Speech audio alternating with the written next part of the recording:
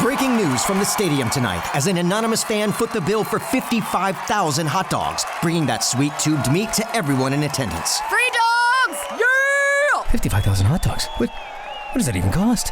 While the identity of this Frankfurter philanthropist remains anonymous, their all-beefy generosity will go down in history. The new Mega Millions. More to win means more to give. How you spend it is up to you. Yeah! For game odds and details, visit sceducationlottery.com. Ready to make a real impact every day? Join the Active Day Home Care team and help clients maintain their independence in the comfort of their own homes. Make a difference in someone's life as you provide essential daily assistance and protect their health and happiness. Earn up to $20 an hour and enjoy additional perks like optional daily pay, 401k, paid time off, ongoing educational training, and more. Join a team that values care, compassion, and your professional growth. Visit activeday.com to apply.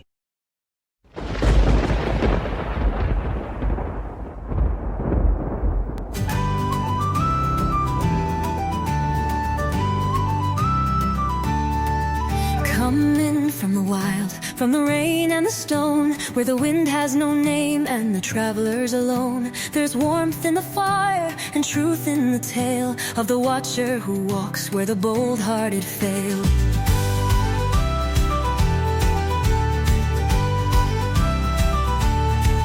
He carries no sword, yet the darkness gives way to the lantern he lifts at the end of the day. He stands on the watchtower, still and unswayed, where the lost find a path through the fog and the fray. Pilgrim gray, oh steward of lands, you carry the light in your weather-worn hands. A tale at the hearth, a guide through the night. You open the gate between the wrong and the right. Well, welcome once again to the Inn, Pilgrim's Great Chronicles. Robert Clark, your host. Before we get into tonight's deep dive, I want to share a quick note from the Watchtower. Lately on this journey, we've been wading through some heavy waters, global power structures, secret societies, and a world that seems hell-bent on remaking Babylon. And while that work is still going to continue, and we're still going to do that series, I just wanted to shift a bit, and I felt the need to change directions just this week to get my mind off of all that and make the lantern beam a little closer to home. See, I live just miles from a place called Old Stone Fort here in Tennessee, and it's a site that's always kind of tugged at the edge of my curiosity. And I've walked there many times because my wife and I are not that far away for exercise and because it's a beautiful place. Lots of trails and everything. It's one of those ancient places that quietly defies the textbook timelines, right? And since I finally had a little bit of time and some resources to dig into, and the drive to do what I've kind of always wanted to sort of do, I took a look into it deeply, and alongside the forgotten lore of that place and buried legends and the strange happenings that echo across the state, I've got a full show. And so tonight we are going to take a detour, not away from the war, because this is part of it, but into one of its quieter battlegrounds, the mounds, the mountains, the watchers. Tennessee has its own story to tell, and it might be darker and older than we think. Certainly more interesting than I thought. And so here in the veiled South, there are many places that maps forgot. Quiet hills, winding rivers where time doesn't move quite right, and where the wind speaks in tones too old for English, and the stones remember things the people no longer do. And tonight we journey into the forgotten corners of Tennessee, not the tourist brochures or museum plaques, but the buried stories, the ones etched into mounds of impossible scale, whispered in the pine dark hollows and kept alive only by those who still listen. So while the world marvels at places like Mount Shasta, and they should, it's a crazy place, Sedona, Arizona, or Glastonbury, few realize that right here in our own backyard in the American South, beneath the worn Appalachian skin of Tennessee, there are signs that someone else was here, much older, and someone different. And so we'll start with the Old Stone Fort, a megalithic site shrouded in ceremony and aligned to the solstice, where bones of giants were once said to lie in the secret chambers. And then we moved to Pinson Mounds, Tennessee's forgotten ziggurat, whose towering earthworks defy explanation even now. And from there, we press deeper into shadowed mountains and quiet lakes, where legends speak of watchers in the woods, of vanished tribes and creatures the modern world dares not name, although we have names for them. And it's not folklore for campfires, it's a pattern. It is memory. It's part of the seed war inscribed into the land itself. So, settle in, pilgrims, and light your lantern and follow the path beyond the veil into the forgotten South. And if you haven't had a chance to, please take a couple seconds to subscribe and follow and share and leave a comment. Stay with us for the whole show because there's lots of weird stories in this one. And for those who haven't seen it yet, we've updated our When You Subscribe welcome video to the Lantern of Grey. The song that opens the show now has a neat little animated video with it if you want to check it out. It is at our main YouTube website. And I'm looking at doing other social media. It's just I don't ever have time. So forgive me for not having a Facebook. Forgive me for not having a landing page where I can get an email and send emails out to you, other than just having my email address here in the YouTube channel. I'm working on all that, but I rather devote my time to research and just doing the show. And I don't have extra people to help me out doing social media, so I just do what I can to get the info out there, and hopefully you enjoy it. So, the Forgotten Walls of Old Stone Fort. In the Hartford Weekly Times, March 30th, 1872, it says, "There is a race of giants buried beneath these Tennessee hills." Just outside the quiet town of Manchester, Tennessee, really part of it is just right on the border of the county. Tucked between two rivers lies an ancient stone enclosure, often mistaken for a military bastion. They call it Old Stone Fort, but that name really isn't accurate. It's not really a fort. And whatever it was, wasn't built by any settlers we remember. Stretching across 50 wooded acres, Old Stone Fort appears like a forgotten stronghold from an age before men could write. Its walls, massive embankments layered with limestone and earth, stand up to 6 feet high in places and run for nearly 1.4 miles in a complex ceremonial pattern. Main entrances align precisely with the summer solstice sunrise and winter sunset. Archaeologists from the University of Tennessee dated charcoal remains found in construction layers to 30 to 430 AD, linking it to the Middle Woodland peoples culture, often lumped in with mound builders. But here's the thing. These aren't simple burial mounds. They're really, even though it's a mound of dirt, it is still a megalithic construction. It is precision aligned, geometrically sound, and echoing design principles found not in frontier America, but in the old world stone circuits of Britain, the Etruscan walls of Italy, or Etruscan, and even early megaliths in the Levant. And no one builds like this anymore, and no one has for a long time. Very long time. But thankfully, you don't have to take my word for it. Here's what early explorers had to say. Thomas Nolan looked at the popular explanation. It said, in 1992, local investigator Thomas Nolan looked at the popular explanation that Old Stone Fort was just a colonial-era mill site and dismissed it as a fraud on history. The mill theory, he says, is simply a modern overlay, he told the Manchester Times. It's like putting a billboard on a cathedral and calling it a signpost. 2 decades later, Dr. Joseph Jones of the Smithsonian drew a stark contrast. After surveying the entire enclosure, he wrote that it was clearly the work of a vanished race, unknown to Cherokee or Muskogee traditions. Now think about that for a minute. 2 major southeastern tribes whose ancestors walked this land for centuries had no memory of its creators. Not just abandoned, it was forgotten or concealed. A late 19th century antiquarian Troost hinted that the walls were too precise, too star-aligned, and not of ordinary human design. He suggested, though he never quite put it into those words, that was what he was indicating.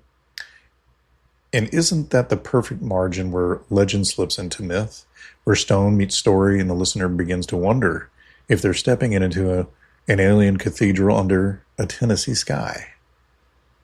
When I say alien, I'm not talking about green little men from Mars. I'm talking about the guys that don't belong here from another realm. You want to call them aliens? Fine. But here at the Chronicles, I refer to them as what the Bible refers to them as in various ways. So in 1872, boys exploring a nearby cavern, now known as the Bone Cave, just miles from the fort, Old Stone, they stumbled upon a nearly complete skeleton of what they called a giant. His forearm bone measured nearly 20 inches long, and his jawbone could slip over the face of a grown man. The Hartford Weekly Times picked up the story, quoting, "The bones of the forearm were nearly 20 inches long. The jawbone, it is said, would slip over the face of an ordinary man." And this wasn't a lone skeleton. When townsfolk led by newspaper editors and amateur explorers entered Bone Cave by torchlight, they found what they described as a chamber of bones, walls of cut stone, and even an underground lake, reflecting, as they put it, 1,000 lights like stars on the water. The most bizarre report? A corridor, stone-carved, running directly toward Old Stone Fort. They called it the Dead House. From that moment on, local belief took root, Old Stone Fort wasn't just ceremonial, it was a Nephilim citadel, and Bone Cave was their crypt. In an 1833 fox hunt, a group of men bivouacked near the fort and told tales of ghostly voices echoing through the trees. One man, separated from the group, claimed he saw a glowing figure in the entranceway, towering, featureless, and humming. Later stories told of strange lights flitting around the walls at dusk, ghost fires, they said. As late as the 1950s, night guards at nearby mills whispered of chanting near the solstice and unearthly silhouettes pacing the tree line. And even now, rangers admit, visitors report a strange pressure around the ceremonial entry. Batteries sometimes drain, birds fall silent, and as one guide put it, it's like something is still waiting there, like it remembers. So, in 1966 to 71, excavations by Charles Faulkner unearthed hundreds of ritual fire pits, stone alignments, and layers of charcoal, but no burials, no bones, no weapons, just signs of sacred fire, observation, and reverence. Now, the solstice alignments were confirmed, the geometry intentional, but they found no evidence of tunnels beneath. However, in 2010, a geophysical survey by graduate student Jason Yerka revealed subsurface anomalies, pockets, voids, even what one early map showed as excavated passages. Most scientists brushed it off, labeling it karst activity or saltpeter mining remains, but they run the same direction as the old legends claimed, and Bone Cave is still largely closed off. Now, you compare Old Stone Fort to Göbekli Tepe, to Silbury Hill, or to the walls of Baalbek, each a sacred mound star-aligned with no clear practical use that we know of. These were not defensive. They were ritualistic gateways, according to legends, markers for times when heaven and earth came close, or when something not quite human walked among them. And what do the Book of Enoch, Jubilees, and Genesis 6 all say? That the Watchers, those sons of God who fell to earth, taught forbidden knowledge, built cities and altars, and buried themselves among the hills and stones.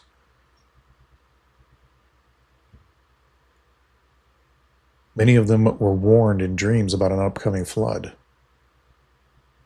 and may have taken measures to live safely underground, instead of being on the surface of the earth where everything with the breath of life in its lungs would be wiped out.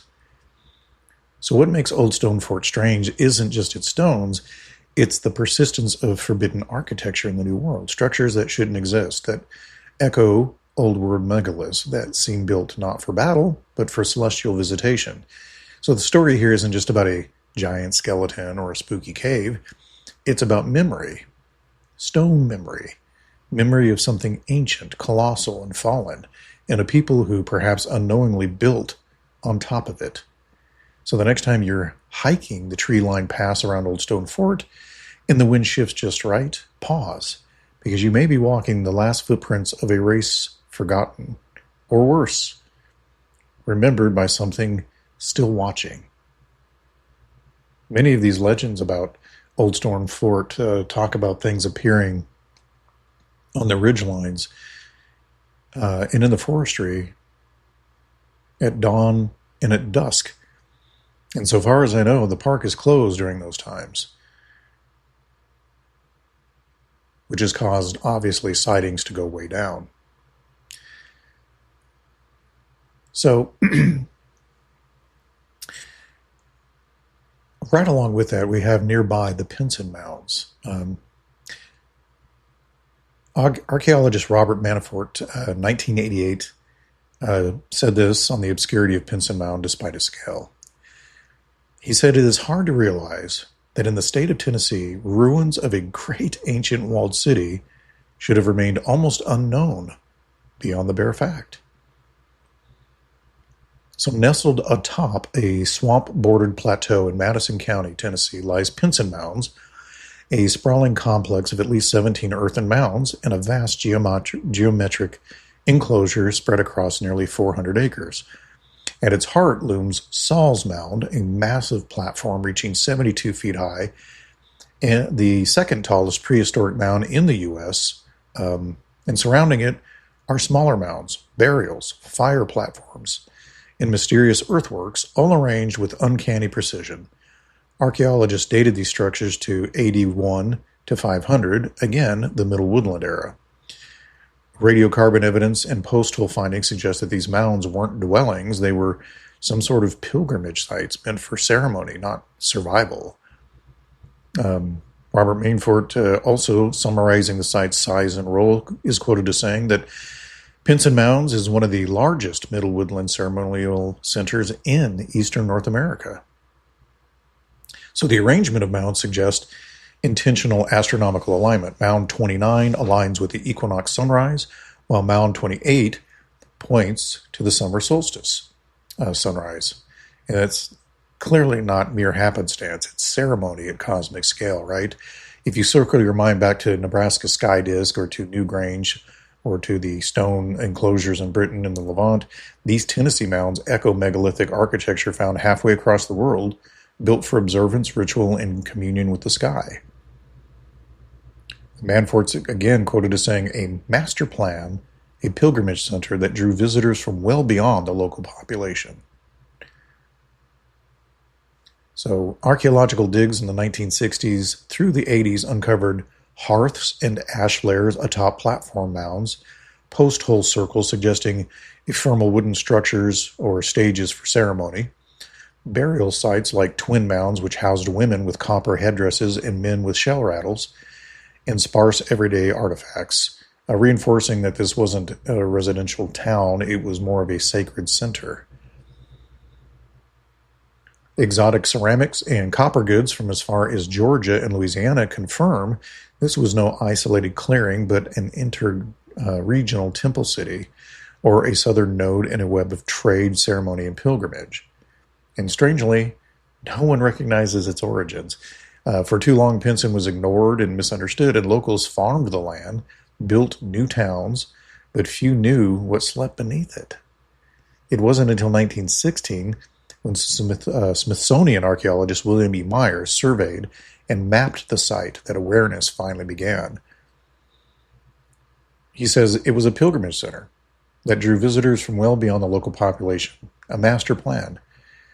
This was repeated in later scholarship, and the statement hints at a complexity that defines simple explanation. And yet, here's the whisper that chills. There is no living memory among local tribes of who built the place. Its creators had vanished, or been forgotten, leaving behind supreme earthworks that dwarf any modern imagination. So you've heard of lost tribes or alien pathways or Nephilim watchers. At Pinson, the mystery is quieter but no less profound. A mountain of earth aligned to sun and sky, burial rituals combining copper, shell, and stone, a pilgrimage site forgotten while the world moved on. Just imagine standing atop Saul's Mound at sunrise. Below the wetland, mist coils like memory, and above the sky bleeds light and time snaps still. Here, even without supernatural claims enclosed in written legend, the place speaks. It is a ziggurat of Tennessee, a vault for ritual and memory in earth, and until we can answer its origins, we walk carefully into its circle, wondering who first raised their voice to the old sky. Now, I have been to the Pinson Mound and to Old Stone Fort, and while it may not, to the untrained eye, look like a megalithic structure, it's because much of it is buried under earth. Like the plateau at the Old Stone Fort, the walls surround the plateau, but even they are covered with moss and dirt. And over time, some of it gets exposed and some of it doesn't. But they know it's there from excavation. And I've stood right in the entryway where the solstice shines. It's the very entryway into it. And I've stood on the top of Saul's Mound. And at the time I was there, I had no idea of its significance. We went there for a host of people I still stay in touch with and think very highly of. And I hope one day to have on the show. Anytime they want to come on, they're welcome to come on. I'd love to have them on the show and chat about Pinson Mound or anything they want to talk about. So Preston, you want to come on and talk about Atlantis? I'd be happy to have you. But anyway, yeah, we went with a whole group some time ago, maybe a year or two ago, with Camp Herman podcast when they were still a thing. And I'm not saying they're not anymore. It's just they've taken a long hiatus. But, many of these things just go unlooked because people just think it's a mound of dirt. And they have no idea until they examine it and look into it what it's really all about. And that's where you find where the real story begins, right? I mean, beneath what we see, maps from the early 1900s show walls around Saul's Mound that simply don't exist anymore. So what wiped them away? Maybe the farmers or time or, maybe something more deliberate. It's pretty well known amongst people paying attention to these kind of things that the Smithsonian stashes this stuff away, and so does government agencies, because it doesn't fit the evolutionary narrative. And then ground-penetrating surveys from the 70s identified pockets, buried chambers, or perhaps unfinished temples under the earth just out of reach, unexcavated and unknown. And you'll never get there because they're all protected now by treaties with Indians and the government and so on and so forth. Pretty convenient. But when they did dig into Twin Mounds in the 80s, they discovered a circle burial, 8 women, 3 men wearing copper crowns and shell rattles, and they were buried like kings. Park manager at the time, Tim Poole, puts it best. This is not primitive folk work. It's proof of ancient expertise in mathematics, geometry, even physics. And then there's the obscure alignment of Mound 29, only visible at equinox sunrise if you're standing just right. That's precision that's rare in woodland sites. But it's present at that one and at Old Stone Fort. So if you've come tonight for the unfamiliar or the forgotten, the quietly impossible, this is it. Saul's Mound is not just old, it's calculated, sacred, and still hiding secrets beneath the ground. Some say the hill country around Pinson was once ruled by a giant red-haired chief, a king of extraordinary stature whose name was lost, but whose legend never fully died. It's a name that echoes similarly to a chief called Redhorn, the hero legend of the Ho-Chunk in Dakota, a red-haired demigod who played cosmic ball games with giants beneath the earth and even became a star of sorts. Cherokee stories tell of Sulkalu, another slant-eyed giant who shaped the mountains. All these myths share a refrain, that this land was once watched over by tall, red-haired, powerful beings, perhaps children of the earth or early defenders of humankind or something else entirely. The mounds remain, the sky still aligns, and somewhere deep in the Tennessee soil, the footsteps of a giant may still resonate. Right?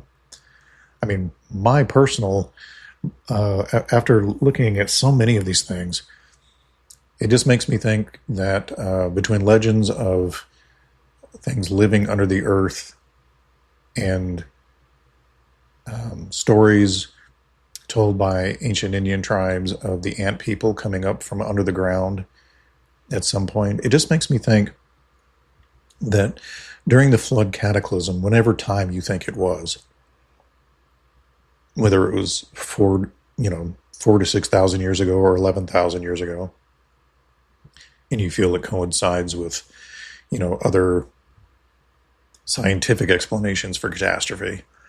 I think either way, the specifics of that don't matter, but what does matter is it seems as if so many cultures talk about beings not only coming from the skies after the flood, but also up from under the ground afterwards. And it just makes me wonder if maybe these mounds are areas they went back to that they knew they lived before, that were utterly destroyed and then buried their dead who didn't listen to the warnings. And that's why it's sacred to them. They are remembering their dead Nephilim brothers and sisters, or perhaps humans who serve them. Doesn't matter. Just a thought I've had. Maybe you share a similar thought, or maybe you share a different one. I'd love to hear it. Just put it in the comments. And so, beyond that, we also have beast bases and lies in the LBL, the land between the lakes, Kentucky, Tennessee area. Between those two lakes, miles from the highways, a creature walks, and no one dares say why, but the silence speaks louder than any roar. And if you know what I'm talking about, you know that there are multiple reports of what is commonly referred to as the Dog Man in that region. In the early 80s, 2 police officers responded to a gruesome massacre in the LBL. Again, it stands for Land Between the Lakes, for those who've never heard of LBL. They describe bodies found shredded, organs tossed like confetti, and a young girl draped in a tree. They collapsed in fear, vomiting, saying, "I've never seen anything like this before." Hair and saliva samples could not be matched to any known species. Agents in military-style vehicles sealed the scene, and the officers were sworn to silence.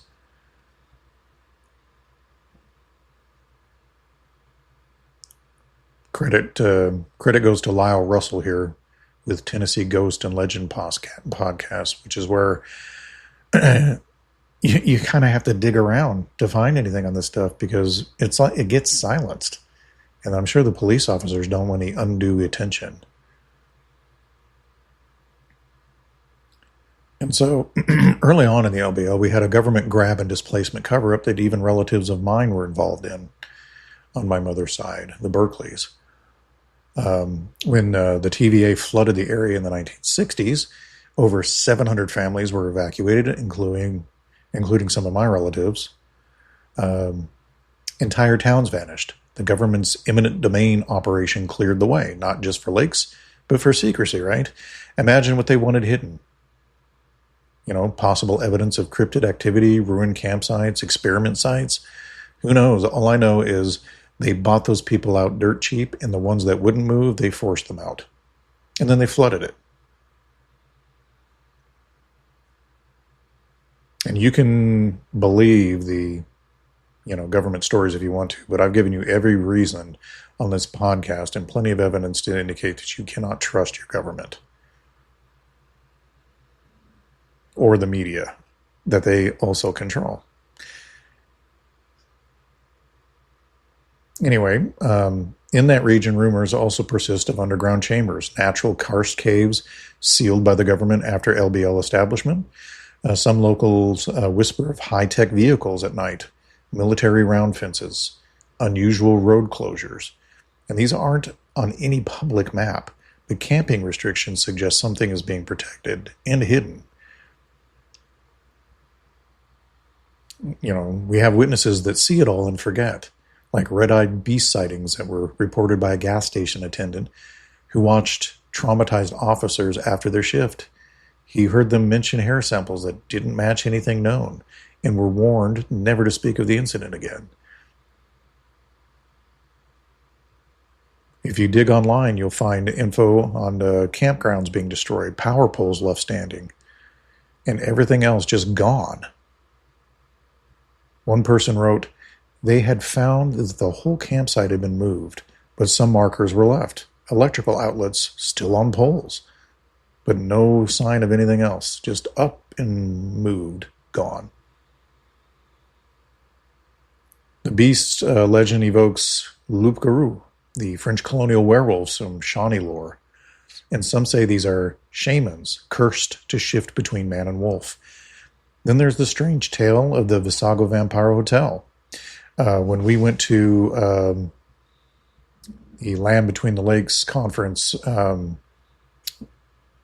again,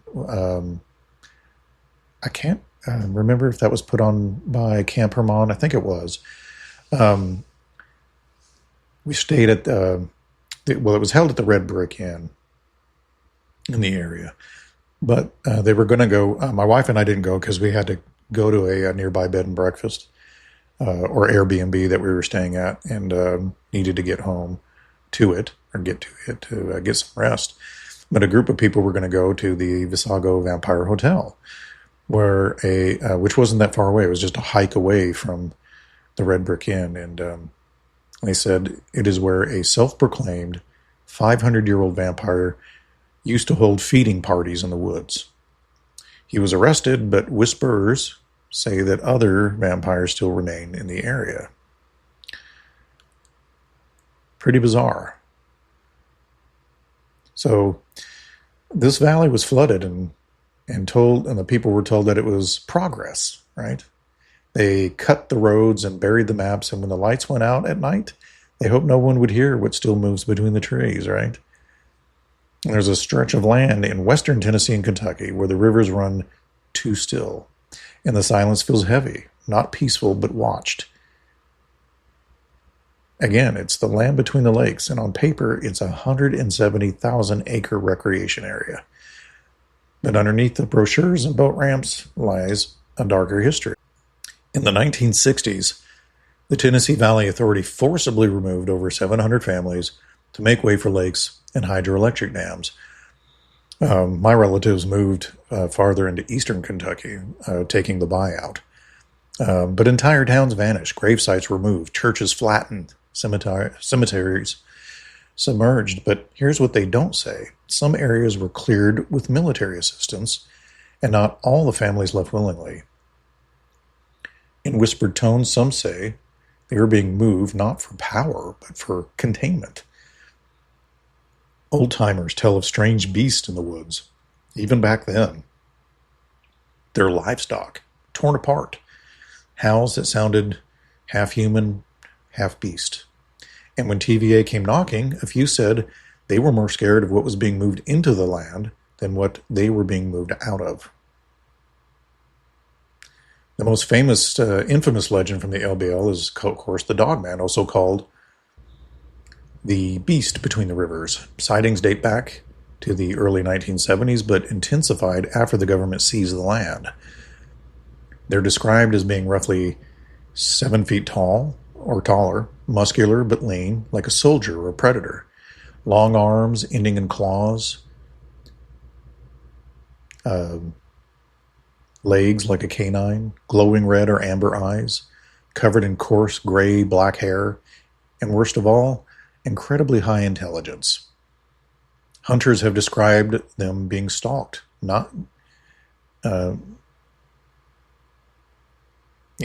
while hunting, being hunted back, flanking these hunters in teams and luring them into traps.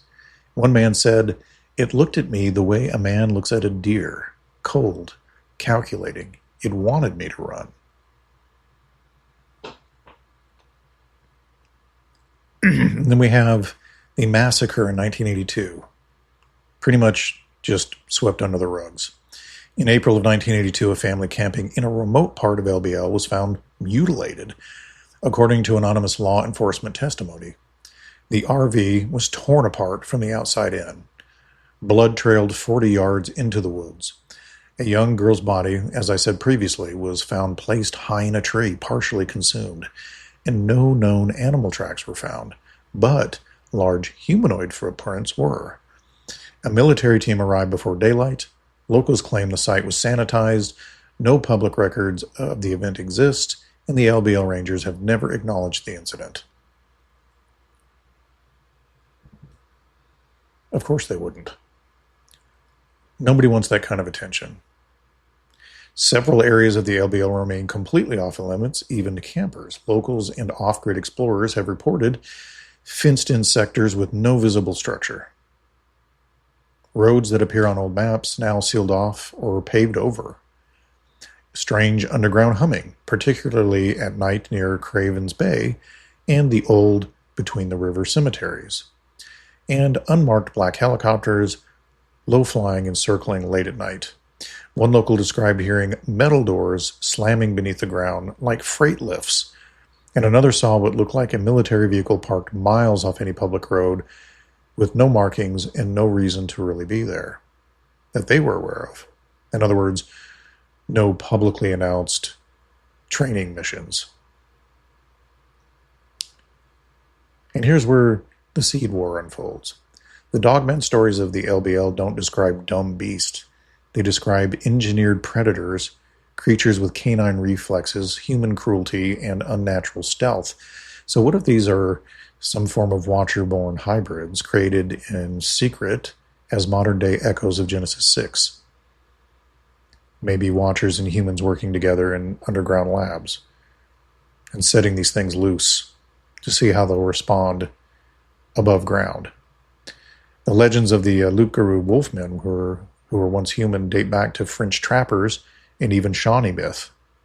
But at LBL, some believe that DNA experimentation continued underground, with the TVA land grab being the perfect cover for a Nephilim weaponization program. Think Skinwalker Ranch meets the backwoods of Tennessee. That kind of a thing. Or Dulles Air Force Base. Or the zoo. So other reports on physical signs include hunters finding 8-foot-high claw marks on trees. I mean, it could be a bear, I guess, but aren't too many bears that big out in that area. Animal carcasses ripped open with surgical precision. Patches of fur that DNA labs could not match to anything terrestrial. That doesn't mean there couldn't be a new species. I get it. But, it could also be this.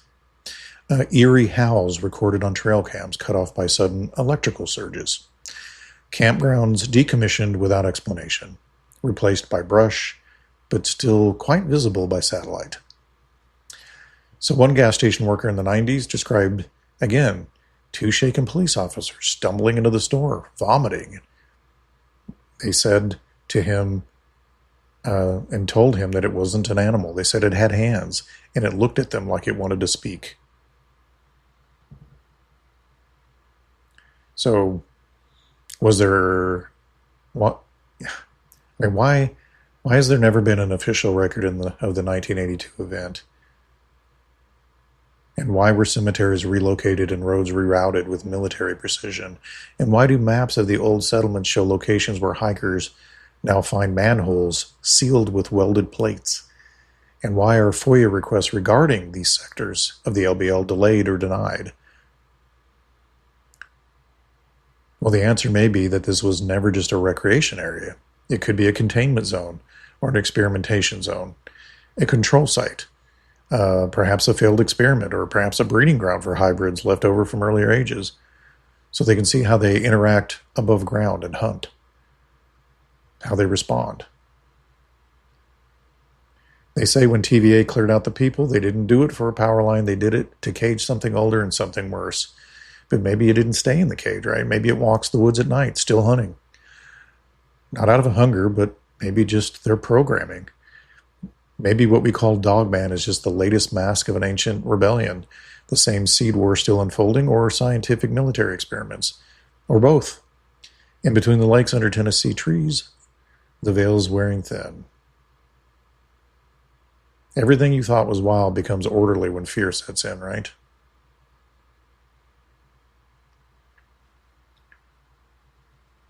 And so Lyle Russell, again, where I took some of this information from, he hosts Tennessee Ghosts and Legends, cites the two police officers who vomited at a crime scene. Testing hair samples later revealed that they did not match any known species, only vaguely similar to wolf DNA.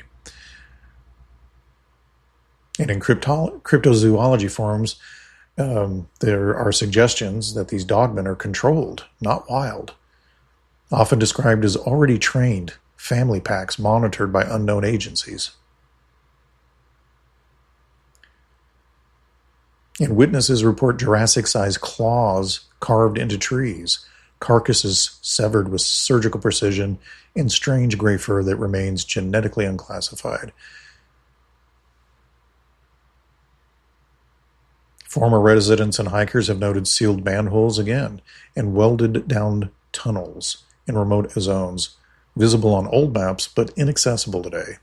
Some campgrounds, again, completely and abruptly just wiped away clean and then covered up with brush.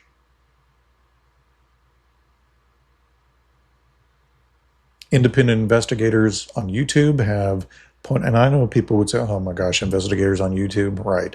To me, they're more credible than our media. Way more credible. The people in our media are not journalists. They're people who are fed narratives from above them, and they lie to you with propaganda constantly. At least the people on YouTube, if you look hard enough, you'll find good, reliable sources. So they have pointed out striking parallels between LBL's clandestine features and those alleged at Dulce Air Force Base, including apex predator cryptids and underground facilities with restricted access. Experts argue that dogman DNA might be akin to possible Sasquatch hybrid test leaked by Dr. Ketchum's group, possibly human-animal hybrids with engineered aggression, military purposes, hunter-killers. Who knows?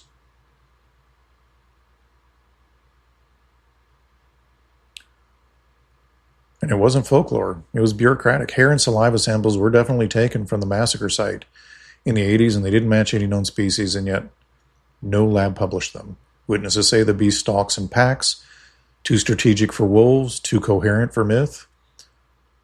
Others say they're trained, implying oversight.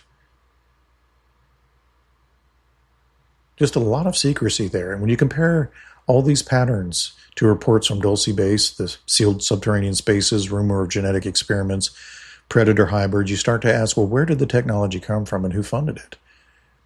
Was TVA's flood not just a new lake, but a containment zone or a biological test ground? Because what if those creatures walking at night weren't born in the woods, but bred in the depths, in labs?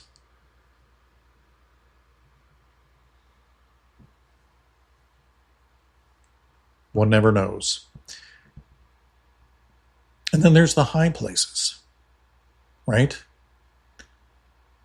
It is said that you don't climb a place like Roan Mountain. It receives you.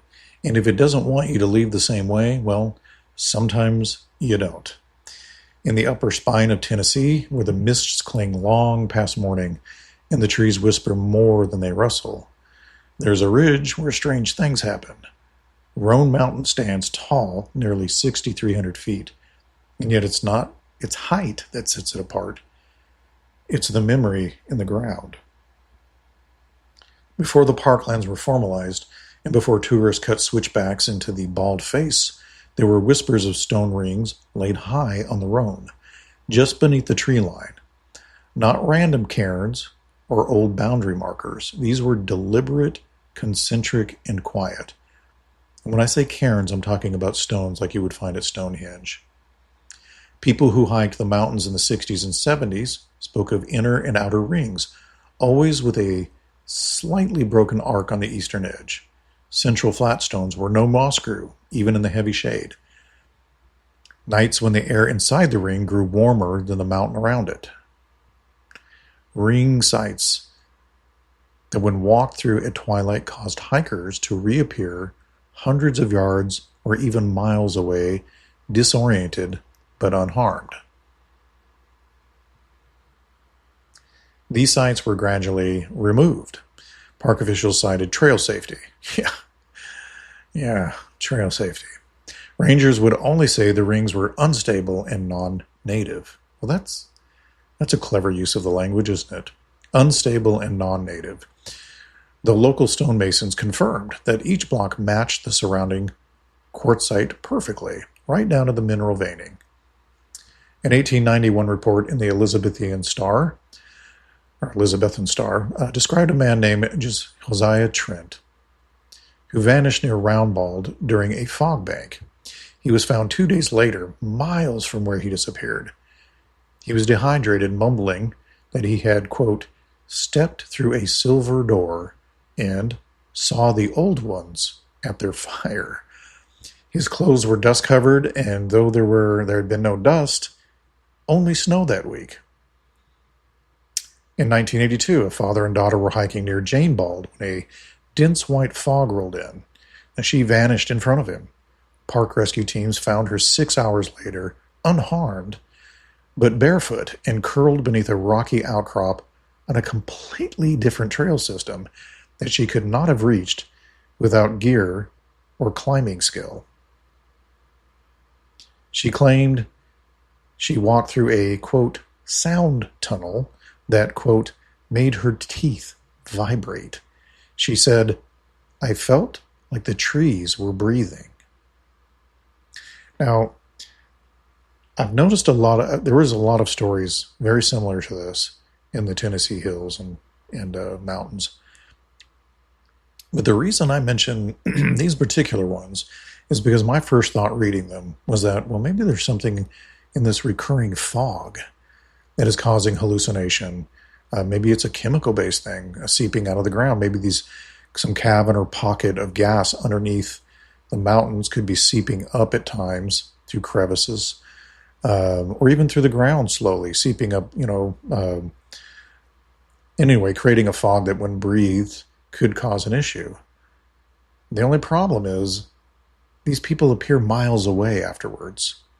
You hallucinate, and chances are you're going to walk off a cliff and die, but you're not going to wind up miles away on a different trail with your shoes off up a mountainside where you would need climbing gear and the ability and skill and training to climb, and she had none of these things.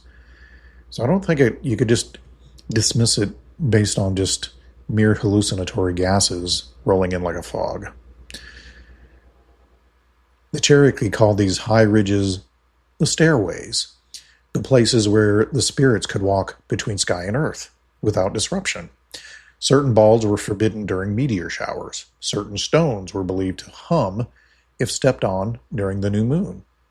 One tale, preserved by oral historians, speak of a boy who touched the Watcher Stone, or the highest bald during a lunar eclipse. He vanished. Days later, his voice was heard echoing in a ravine 50 miles away, calling for his mother, though he was never seen again. The Watchers, they said, called to each other across the ridges through the stone. And these stones were never just markers. They were keys anchored in high places for reasons long forgotten. There's more and more of this stuff coming out. It's not like this is fringe anymore. This is happening, and there's stories of these things happening everywhere. Central America, South America, visions people have of things coming out of the stones, like animals. So why the high places? Well, speculative geologists and fringe researchers agree. I love they say fringe. Ancient cultures didn't just pick mountaintops for visibility. They chose them because the electromagnetic field of the earth interacts differently with crystalline stone at altitude. Quartzite and limestone deposits amplify electromagnetic resonance, Geological fault zones often underlie ancient mountaintop shrines, and so solar and lunar alignments occur most precisely at elevated positions with full horizon visibility. So in short, the ancients may have understood that mountaintop geometry in crystalline stone equals natural resonator, and resonators, when placed at points of magnetic or telluric tension, might do more than record energy. They might open things up. Right? So we combine all this: stone rings with broken alignments, high quartz content, solstice-aligned structures, localized time slips and spatial disorientation, fog doors and missing time. It just sounds like what you have is a network of natural portal architecture enhanced by human or pre-human engineering, just like Stonehenge, or just like Göbekli Tepe, just like the ancient mounds of Pinson or the solar gates of Old Stone Fort. These were not isolated civilizations. They were initiated groups, maybe using handed-down Nephilim or Watcher knowledge, creating lattices across the earth to control access between worlds. Just a thought, you know? And what if these weren't just sacred? What if they were strategic? In this seed war, the Watchers descended, and some were chained, and some fled, and some perhaps left behind gateways, or knew of already existing gateways that God had put in place, or anchor stones to revisit the world. And what better place to hide a veil point than on a bald Appalachian peak beneath a fog that thinks between the rivers of time?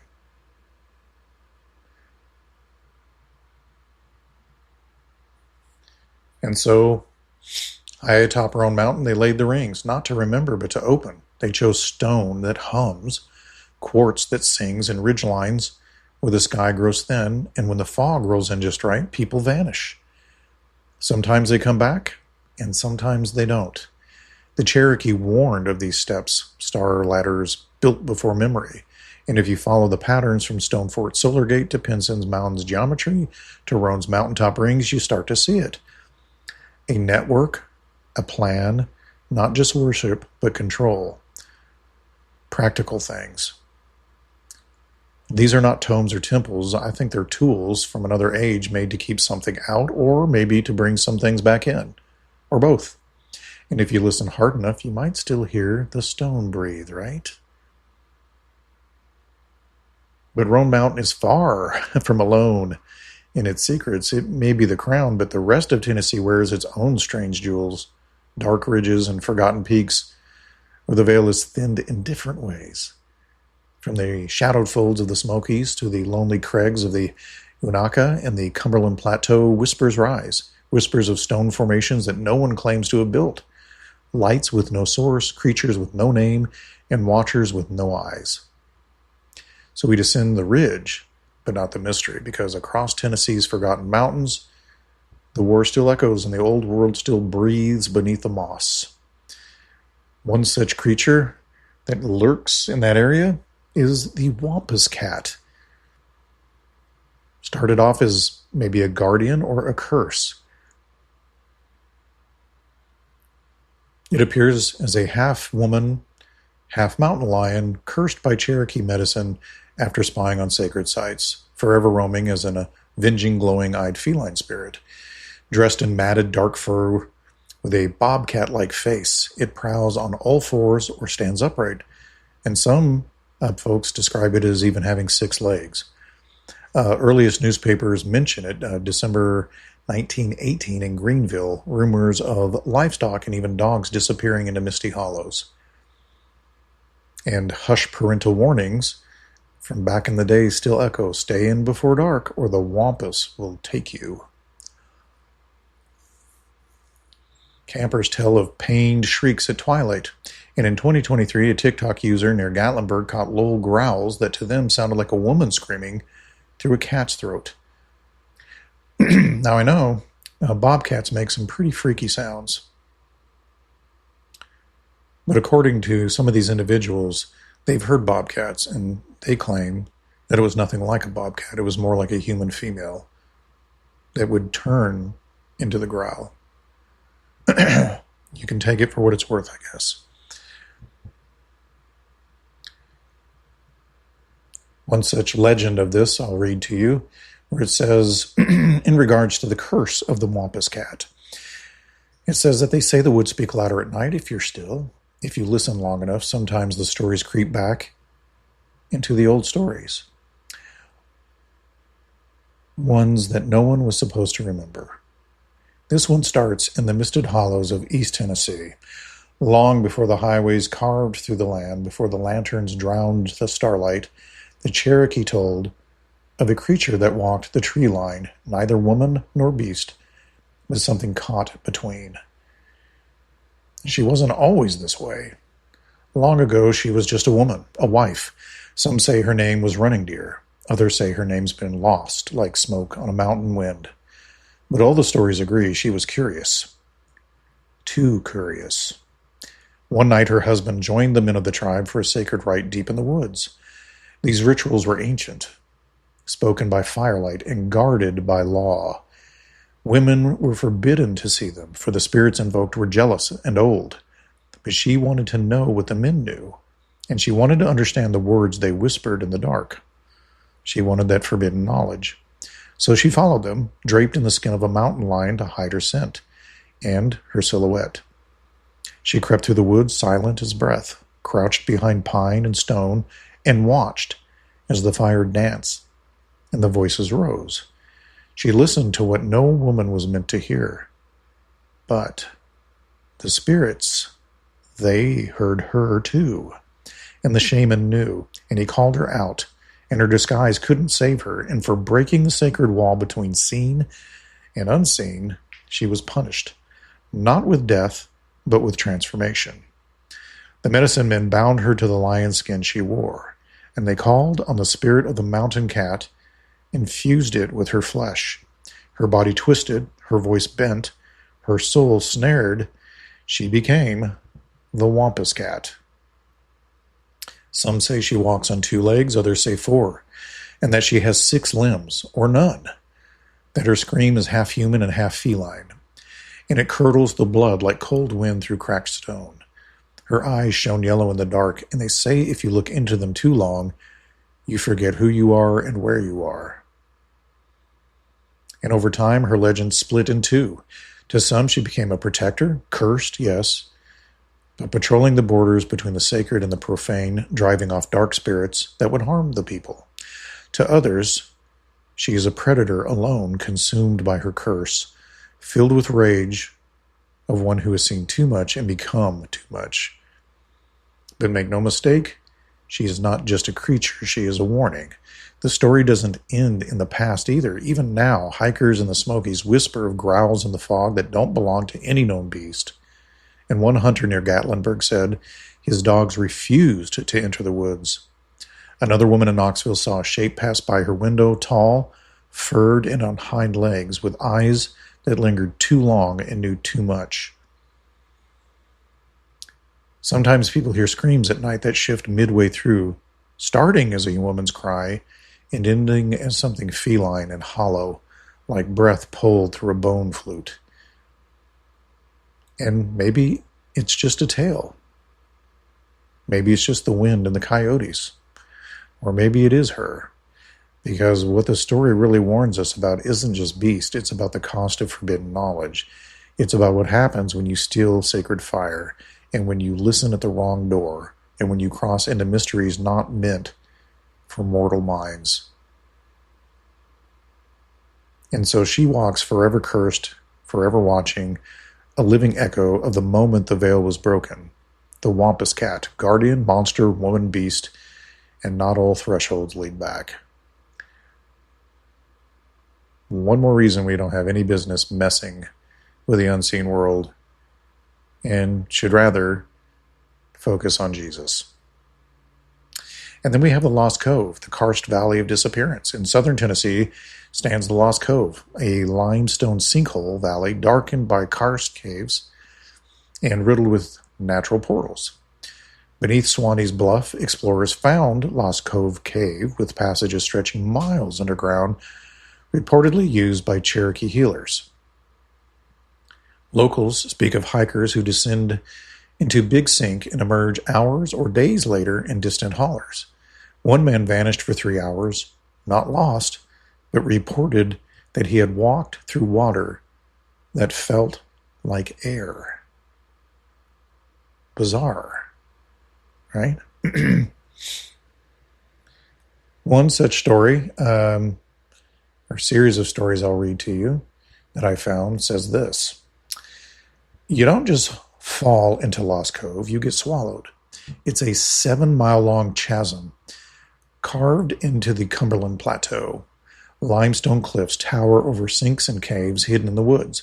It's where water vanishes and returns as something else, like memory or like legend. One place in particular carries the heaviest whisper, the Big Sink. Locals call it the heart of the Cove's secrets.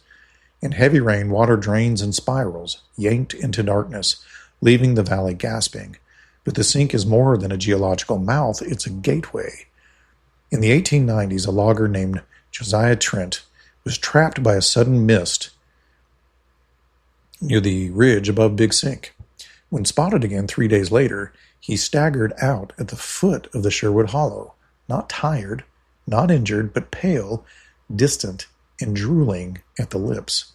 He whispered a single thing over and over and over, which was this: I walked through water that felt like air. His clothes were dust-covered, though all around was mud. There was no road to that spot, and nothing to explain how he had come back, or how memories left him ragged and incomplete. Trent never spoke of it again, and he drifted in and out of coherent speech until his death, never again fully present. Fast forward to 1977. A father and daughter hiked down into the valley, heading towards Buggy Top Cave, and as they neared the entrance, the temperature dropped sharply. A white fog rolled in, dense cold, glowing with an otherworldly hue. The daughter blinked, and then she was gone. Her father shouted, "Nothing." The fog thickened. He stumbled until rescue crews found them 6 hours later at a ranger station 3 trails over, with no signs of how she'd gotten there.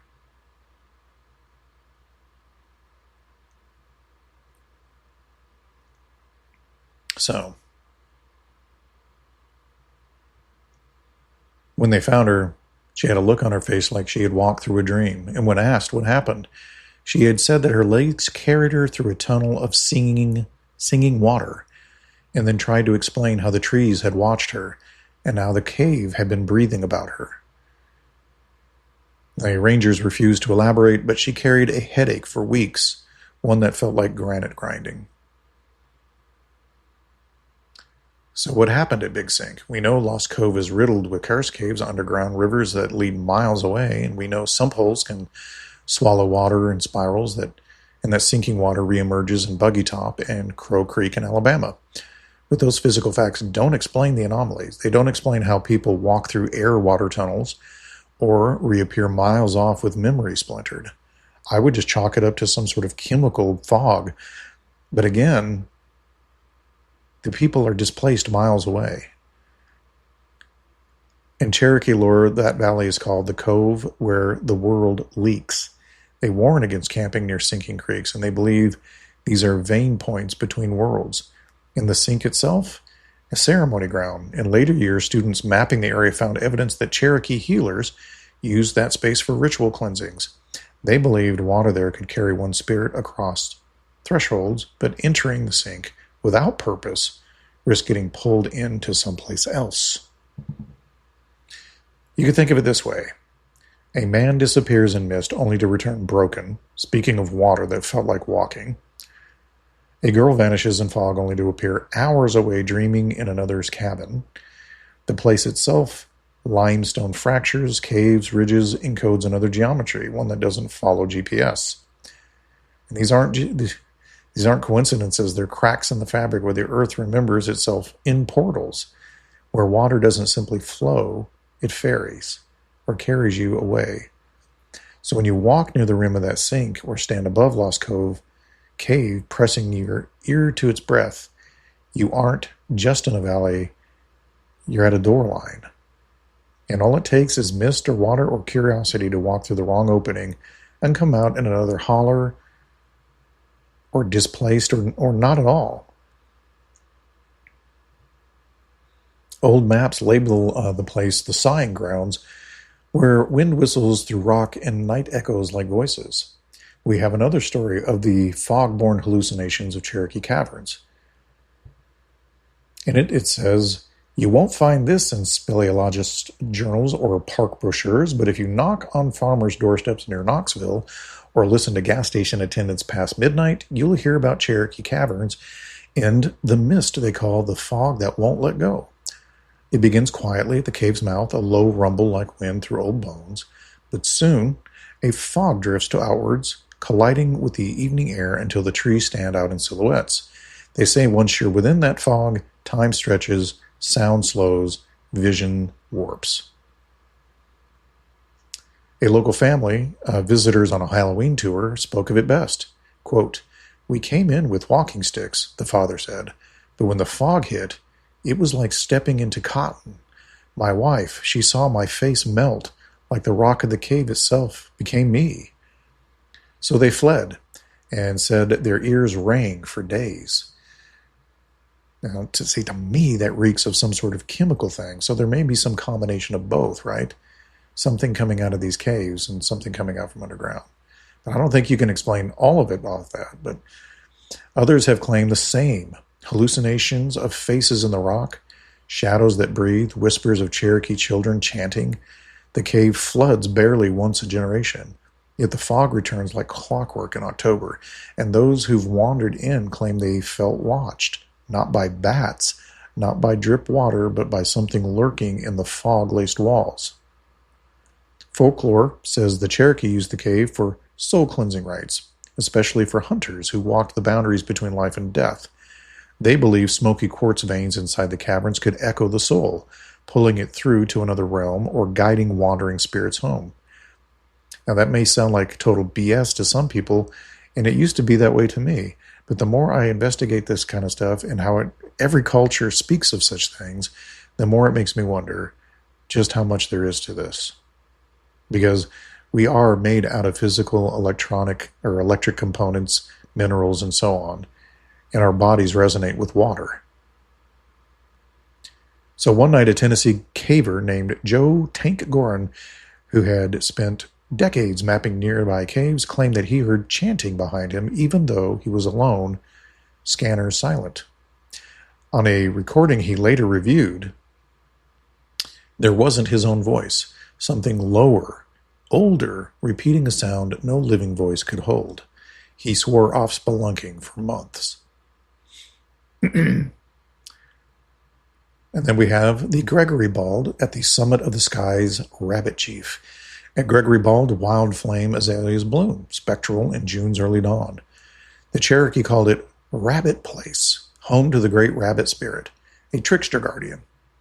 Tall stone blocks near the summit, miscatalogued as survey markers, are said to align with Orion's belt, and on certain nights, orbs of light swayed around the stones, evading camera lenses.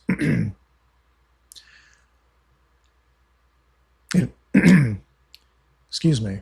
Elders say that high above the hardwoods, where flame azaleas burn like lanterns at twilight, there lies a clearing ancient as the stars themselves, a place the Cherokee called Rabbit Place. And long before settlers carved their trails here, the Cherokee knew the summit of Gregory Bald as Kitawonsi, the place of the rabbit. But this wasn't just because wild rabbits bounded in its meadows. It was sacred land, home to a spirit, both trickster and protector. The legend speaks of the great rabbit spirit, a celestial messenger who danced at the edge of the world. He was neither trickster nor villain, but a guide bringing dreams, visions, and celestial wisdom to those brave enough to climb the ridge. Folks say that when the wind shifts at sunset, you can still hear him, soft thumps on the ground, almost like paws, drifting between the azalea patches, and they call them sky thump footsteps of watchers. And scattered around the summit almost hidden among the grass and flowers, are large sandstone blocks. Officials long ago cataloged them as random glacial debris or old survey markers, but Cherokee hunters knew better. These stones align perfectly with Orion's belt during winter nights. 3 blocks echoing the 3 stars pointing the way south. But it's at midnight, when the belt stands directly overhead, that something shifts. Hikers report orbs of pale light drifting softly around the stones, disappearing when you try to focus a camera on them, as if not meant for mortal eyes. Some believe these orbs are the spirit watchers stepping down from the sky, visitors coming to Galileo's stones to open a door. So why a rabbit? Well, in Cherokee lore, Rabbit is the cunning guide, modest in appearance but wise beyond measure. He walks between worlds, leading souls through night forest, across star paths, and into dreams. Some say Rabbit guided the Watchers when they first descended through the stargates, seeding the hills with their wisdom and terrors. And so Gregory Bald became a cosmic clearing, a crossroads of spirit and sky. You stand there today under a canopy of stars, feeling the valley drop away and the heavens dip low. It's quiet, but it doesn't feel empty. It feels full of paths and watchers.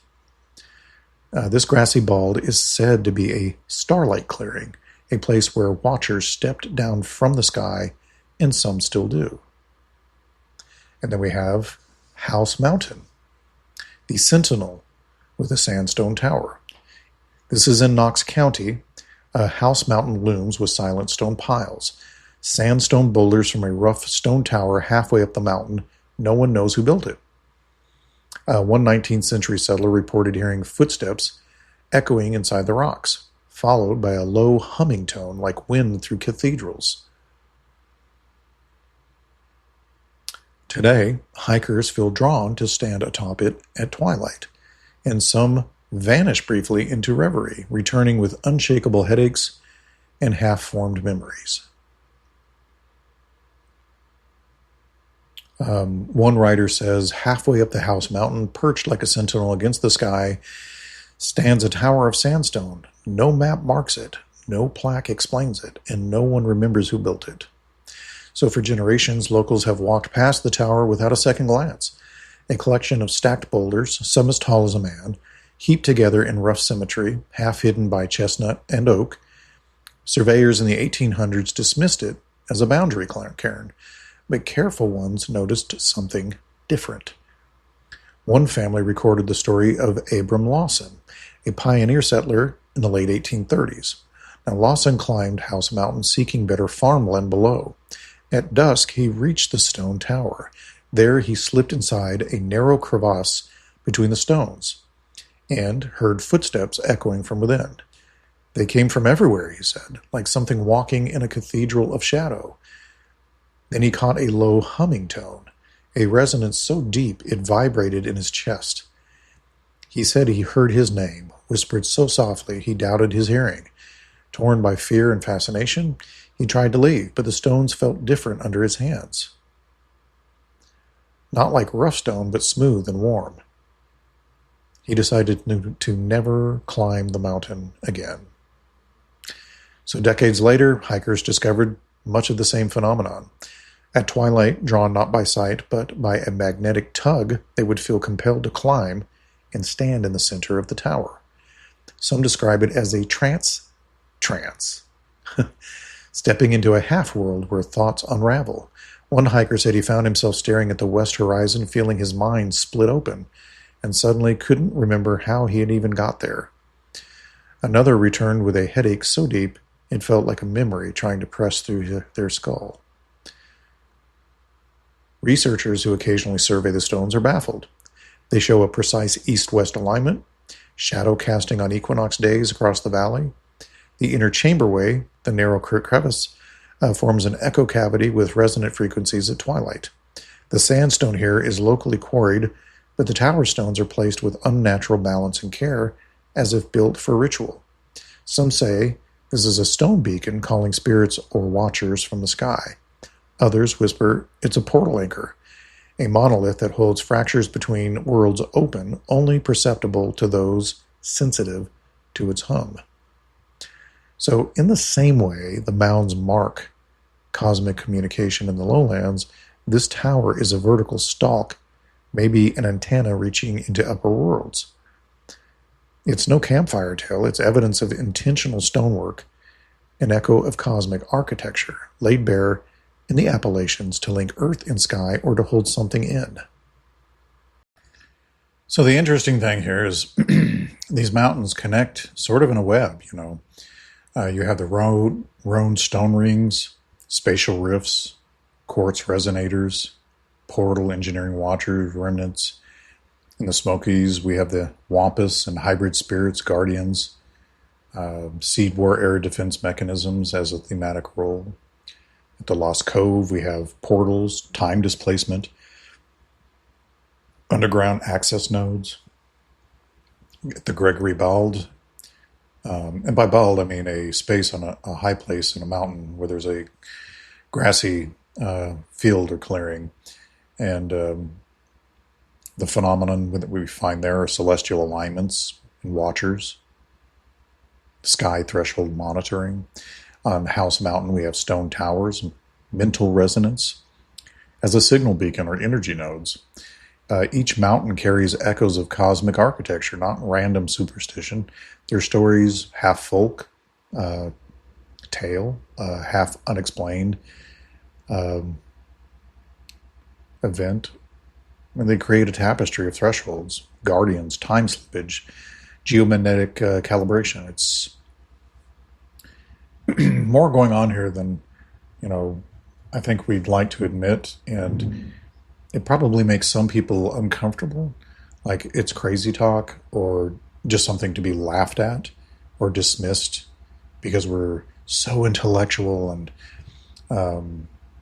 so advanced that these are just absurd old wives' tales.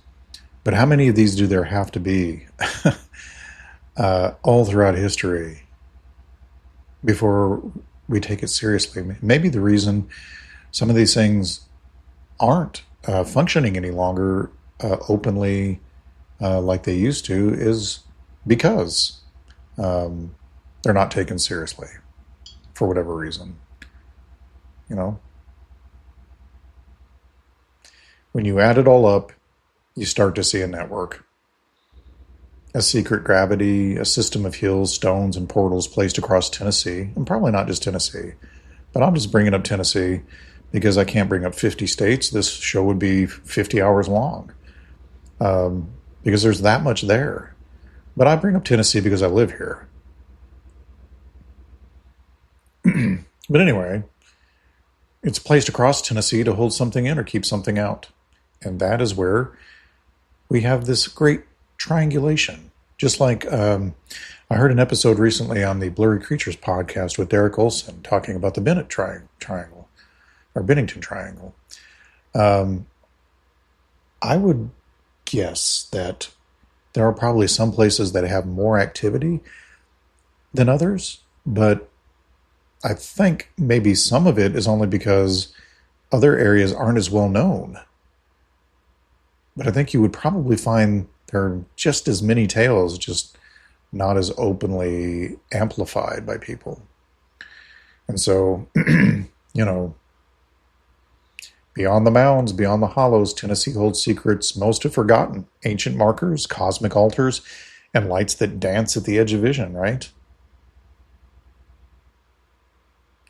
Very strange stuff. Got some really odd stuff out there. Like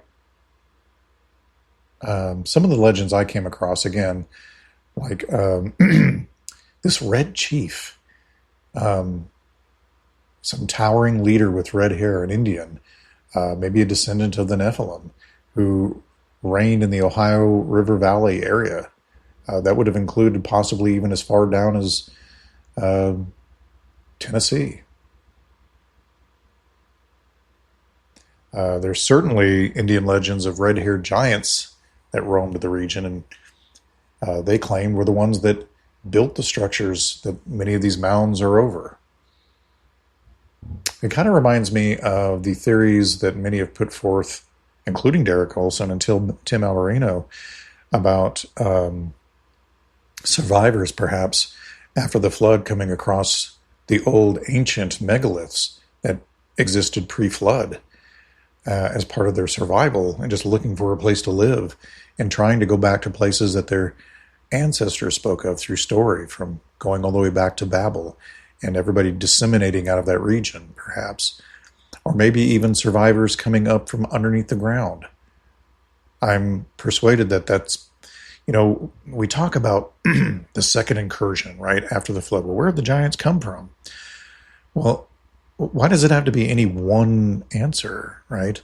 I mean, the one answer I don't necessarily accept is that there was genetic flaws within Noah's family or latent DNA.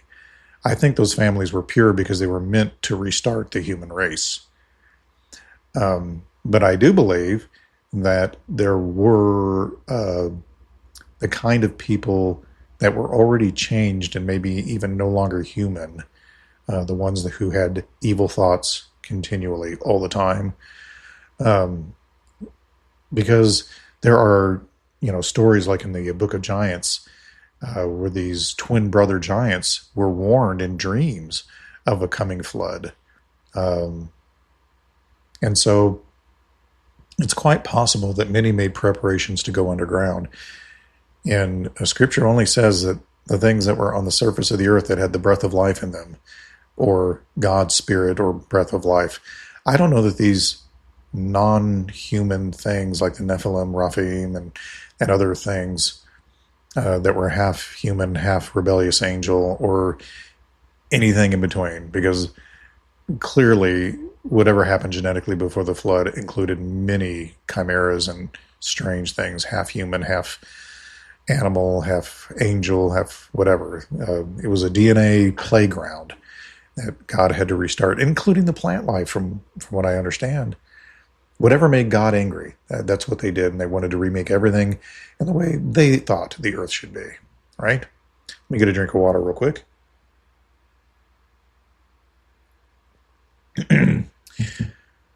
This is one more reason why I probably need to have more interviews on my show, because my voice wears out after talking for an hour.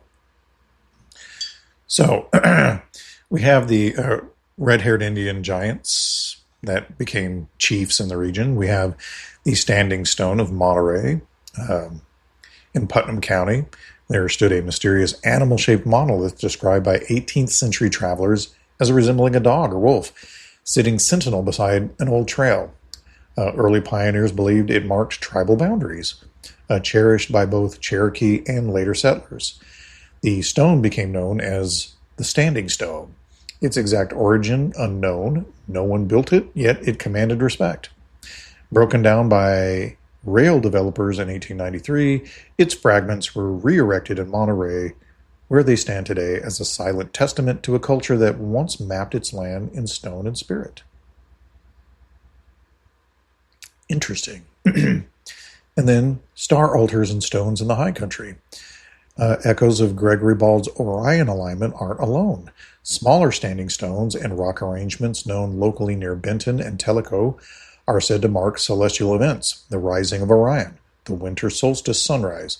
Farmers erecting fences have discovered flat stones laid in lines, angled just so to catch dawn's first light. Researchers suspect they're remnants of star altars, regional nodes, in a wider network linking mountain, mound, and cosmos. We have strange lights over a Watauga Lake. I assume that's how you pronounce it. It's spelled Watauga. Anyway, on clear nights, fishermen and hikers around Watauga Lake report orbs of light drifting above the water, flickering like will-o-wisps. Locals whisper of lights glowing from an old Cherokee battlefield. One legend claims they are the spirits of young warriors eternally searching their fallen brothers. Some suggest they hover along ancient ley lines, veiled energy streams running beneath the Appalachian sky. I have no idea what they are. I've never seen them. I'm just going based off reports that I've read in investigating this. And then we have voices from the hills. Scattered throughout East Tennessee are hilltops where hikers claim to hear low chanting, children's laughter, or indecipherable murmurs with no visible source. In Benton, farmers swear they heard singing from beneath their fields after excavation shook the limestone below. Cherokee tales warn of underworld beings, the Yanagal, who once walked the ridges and were tiny subterranean watchers who vanish when pursued, leaving only echoes. Here's what they say about them. They are small, silent, not spirits, but something else, something that belongs only to the shadows beneath our feet.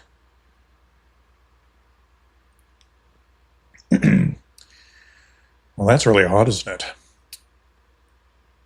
Deep in Cherokee tradition, there exists a class of spirits known as the Nunahai, translated as people who live anywhere, or immortals. But there's a subtler term, too, whispered on mountain ridges and in hollow rock caverns, the Yanagal, the watchers of the underworld, and I don't know if Nate Henry listens to my podcast, but if you do, they're also known as the Little Ones. Unlike ghost or animal spirits, the Yanagal, or little people, are considered a supernatural race entirely their own, inhabiting the hidden realms beneath the Appalachian soil. If you want to look them up, it's spelled Yanigal. They are neither evil nor benign in human terms. They just simply are. So who are they? The legend says they roam underground, townhouses carved into stone, places deep beneath Lost Cove, Swanee, and Cumberland Ridges. These beings are said to be visible only to those they deem worthy. Hunters once reported hearing drumming, singing, faint laughter, echoing from inside the rock hollows, only to discover the sounds moving away as they would approach, like echoes not meant to be tracked. Apparently, they possess no particular fixed form. They sometimes appear as small humans, sometimes like flickering lights, or as shadow people. Which tells me that's probably how they got their name of those who can live anywhere, or immortals. They are probably capable of shifting from light, which is some sort of, the more we find out, it seems like light is some way of traveling through time and space. Portals, which are apparently capable of moving around until they're ready to physically appear or go somewhere else. So, legend holds that the Nunahai saved Cherokee families before tragedies, leading them through hidden tunnels, warning of impending danger. One tale tells of villagers guided into an underground townhouse as unseen forces approached. Doors of solid rock were sealed silently behind them, and when the threat passed, they were let out safely, without crossing their own tracks. This same clan of watchers, the Yanagal, were said to watch the corridors beneath Lost Cove, listening to footsteps and laughter echoing through the limestone veins. Hunters sometimes claim they heard footfalls rising from unseen depths, rhythms in time with a heartbeat half heard. The Nunahai are not ghosts or demons. They live in a populated realm beneath ours. They age slowly, though not immortal in the sense of undying. Their hidden villages are lit with soft glow, and their voices drift upward through unseen seams in the rock. That is not my opinion. I'm just reading what researchers say. If they appear to humans, it is said to be by choice, gifts for those in need, not curses. But their world is not meant for human trespass. Those who wander after them risk being lost or carried away into hidden vaults of stone by unseen hands. That would certainly explain why we have stories of hidden mountain doorways and things of that nature, and tunnels and things that seem to be more for little people than for giants. And we also find many times skeletons of very little people mixed in with giants.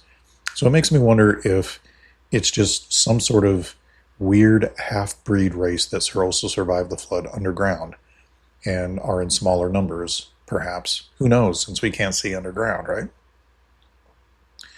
Just a thought. So at Lost Cove, they call them Yanagal, the little ones, hidden watchers in underground townhouses. They sing. They laugh. But when you move toward the sound, it retreats.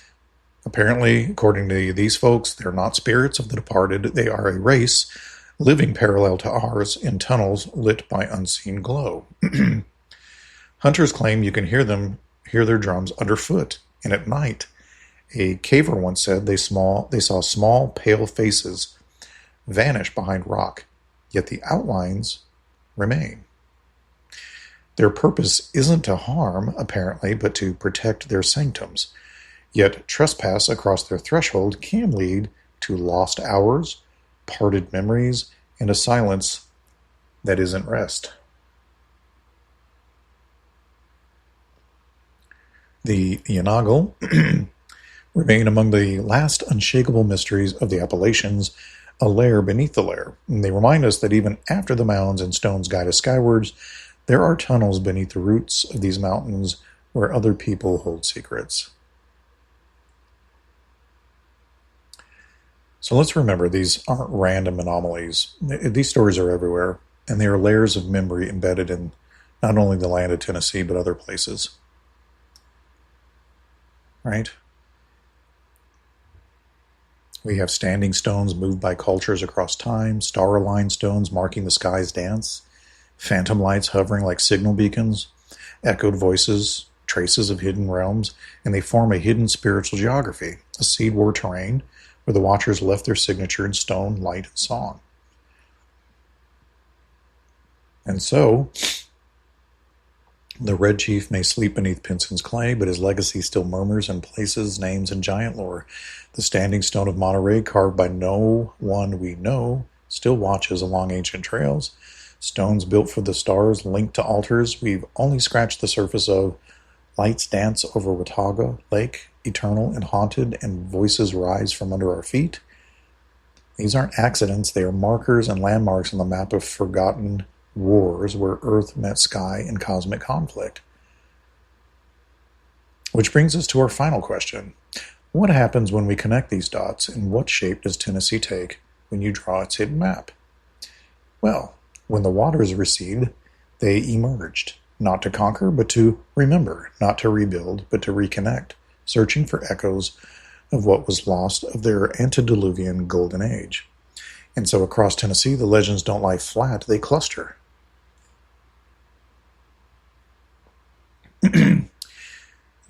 Pinson, Gregory Bald, Lost Cove, Stone Fort, places layered in memory, stone, and symmetry, places aligned to the heavens above, and sometimes maybe to gateways below. It's here that the whispers grow louder, and that these are not isolated mysteries, but points in a forgotten map.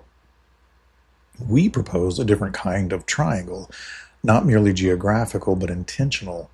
At one end stands Pinson Mound, an ancient complex aligned to the solstices, its earthworks silent but deliberate. At another, the high ridges and balds of the Smokies, mountain-top altars and rabbit-named summits where watchers were once seen, and in between, sinkholes, caves, and unexplained disappearances from Lost Cove to Big Sink to the yawning caverns near Old Stone Fort. This isn't just ancient engineering, it's a pattern, a spiritual reconstruction project seeking to realign the present world with something long gone, and really not meant for us. I mean, we don't commonly live amongst little people or giants that apparently live underground and hide from us.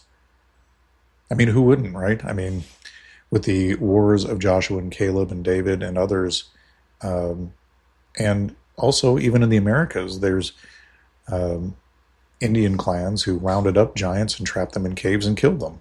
So they were hunted almost to extinction, it sounds like, above ground. So imagine those who survived not on the surface but in the depths after the flood, beneath the deluge, beneath the judgment, when the world changed and when Yahweh reset the surface. They emerged slowly, cautiously, seeking their old sites, former dwellings, sacred alignments, ley line intersections, but something was different, right?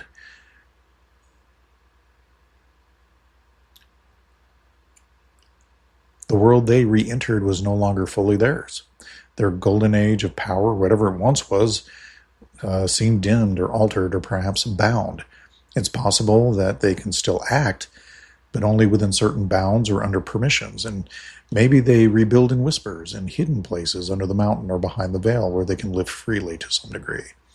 Not with open monuments like before, but with encoded alignments, shadowed rituals, and subtle gatherings of power. Portals they can slip into and away from us. Ones that we accidentally slip into. The layout suggests memory, not conquest, at least not for now.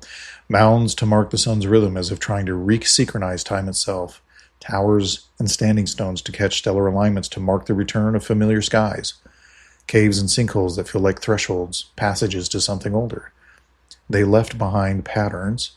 They tried to reclaim the former order, but that order has been interrupted by divine decree, right? A restrainer of lawlessness. This triangle isn't about UFOs or monsters, it's about geography of spiritual scaffolding. Tennessee's ancient sites may have been placed to anchor old energies, to reconnect scattered remnants of a fallen kingdom, but they're constrained. The power is dormant, or, again, greatly restrained until the time is allowed. Some traditions say watchers still walk the high places, but they do not act openly without permission, and some claim to hear the old hums beneath the rocks. Others vanished in forests and reappear days later, unable to recall the in-between.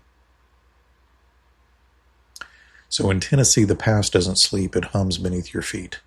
Mounds rise to greet the heavens, stones remember where stars once stood, and the ridges echo footsteps of those who came up from the depths, looking for something they lost. But the golden age they seek cannot be forced back into place. Its time is not yet come. For now, these stones stand as reminders, not of glory, but of limits, of power that once was, of restraint that still holds, and of a story not yet finished. It has once been said by a tribal elder, if you feel it too, the hum beneath the stones, the veil that's thinning, the patterns repeating in our skies and hills, then you're not alone. And we at Pilgrim's Great Chronicles, we don't just report stories, we trace echoes, we map what others erase, we follow the watchers and the wanderers so you don't have to do it alone, right? So if you find things like this interesting and want to know more and want to keep up with our series where we're keeping track of modern day Grigori Watcher and their adherents, their offspring, and the humans that follow them and what they're up to in our modern age, then please subscribe now. Because next week we're going deeper back into our series, and trust me, what's coming next, you're going to want to be among the first to know. And if this episode stirred something in you, that nagging sense that history's been buried, that truth wears a mask, then share the show and let others feel the rumble too. And if you believe in what we're doing, if you want more truth, more investigation, more of the ancient map uncovered, then help us keep the fire lit, right? You can support the show in lots of different ways I've mentioned before. Just putting a like, a comment, or sharing, or subscribing. Or you can grab something from the Inn's Trading Post, right, at our Etsy store that I put a link to. Because this isn't just a podcast, right? It's a pilgrimage, and the road is long. It goes ever on. So saddle up, Grey Wanderers, the watchtower's lit, and we'll see you next time right here at the edge of forgotten things. Godspeed to all of you, and don't forget to check out our new video of the Lantern of Grey that we made for our YouTube main page. See ya.